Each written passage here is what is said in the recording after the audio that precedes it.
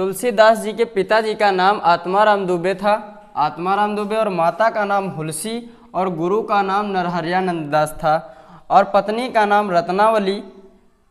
तुलसीदास जी का जो जन्म था 1532 ईस्वी में हुआ था और इनकी जो मृत्यु हुई थी वह 1623 ईस्वी में हुई थी। इनका जो जन्म था राजापुर बांदा जिला में हुआ इनका जन्म तुलसीदास जी का। और जो रामचरित मानस की रचना हुई थी वह 1574 ईस्वी में हुई थी और संवत 1631 ईस्वी में इसकी रचना हुई थी। इसकी रचना में जो समय लगा था 2 वर्ष 7 माह 26 दिन लगे थे, 2 वर्ष 7 माह 26 दिन।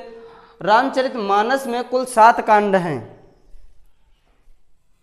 हेलो गाइस, तुलसीदास जी की रचनाएं देखेंगे। तुलसीदास जी की रचनाएं इस ट्रिक से, दो कबीर राह में गीत गाते हैं। तो देखिए ट्रिक में आया है दो, तो दो से दोहावली इनकी रचना हो गई। अब कब ट्रिक में आया है कवि, तो देखिए कवि से इनकी रचना हो गई कवितावली। क्या हो गई? कवितावली। अब देखिए ट्रिक में आया है रहा, तो रहा में देखिए रामचरित मानस इनकी रचना हो गई।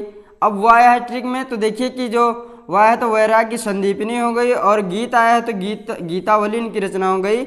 वह आया है तो विनय पत्रिका इनकी रचना हो गई। तो तुलसीदास जी जो थे ये भक्ति काल के कवि थे, भक्ति काल के रामाश्रयी शाखा के कवि थे। भक्ति काल का जो समय काल था वह 1343 से 1643 ईस्वी तक